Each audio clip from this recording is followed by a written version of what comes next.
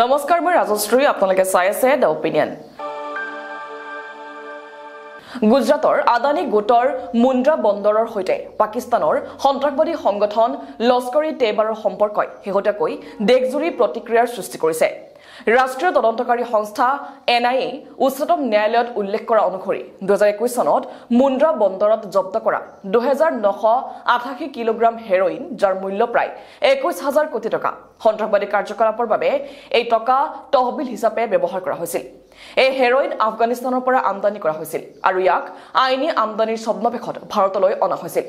আৰু এই ঘটনা পোহৰলৈ অহাৰ পাছতেই আদানী গোটৰ কাৰ্যকলাপৰ ওপৰত গুৰুতৰ প্ৰশ্ন উত্থাপন হৈছে মুন্দ্ৰা বন্দৰ ভাৰতৰ অন্যতম বৃহৎ ব্যক্তিগত বন্দৰ আৰু ইয়াৰ নিৰাপত্তা ব্যৱস্থাৰ দুৰ্বলতাৰ ফলত এনে গুৰুতৰ অপৰাধৰ সুবিধা পোৱা গ'ল আদানী গোটে দাবী কৰিছে যে তেওঁলোকৰ হাতত পৰিদৰ্শনৰ ক্ষমতা নাই কিন্তু এই যুক্তি কিমান দূৰ গ্ৰহণযোগ্য তদুপৰি এই ঘটনাৰ এজন মূল সাক্ষীৰ সন্দেহজনক মৃত্যুৱে আৰু অধিক সন্দেহৰ সৃষ্টি কৰিছে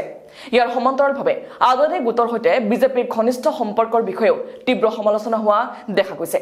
বিৰোধী দল কংগ্ৰেছে অভিযোগ কৰিছে যে প্ৰধানমন্ত্ৰী নৰেন্দ্ৰ মোদীৰ নেতৃত্বাধীন বিজেপি চৰকাৰে আদানীৰ স্বাৰ্থ ৰক্ষা কৰি আহিছে বিৰোধীয়ে উল্লেখ কৰা অনুসৰি আদানী গোটৰ বিৰুদ্ধে কোনো কঠোৰ ব্যৱস্থা গ্ৰহণ কৰা হোৱা নাই এনে গুৰুতৰ অভিযোগৰ পাছতো আৰু আনহাতে বিজেপিয়ে এই অভিযোগ নাকচ কৰি কৈছে যে তেওঁলোকৰ আদানীৰ হৈতে কোনো বিশেষ সম্পৰ্ক নাই আৰু আদানীৰ বিনিয়োগ বিৰোধী শাসিত ৰাজ্যত আছে বুলিও উল্লেখ কৰিছে বিজেপিয়ে কিন্তু গুজৰাটত বিজেপিৰ দীৰ্ঘদিনীয়া শাসনৰ সময়ত আদানী গোটৰ উত্থান আৰু তেওঁলোকৰ বৃহৎ প্ৰকল্পৰ অনুমোদনৰ কথা বিবেচনা কৰিলে এই সম্পৰ্কৰ বিষয়ে সন্দেহ বৃদ্ধি হোৱাটো স্বাভাৱিক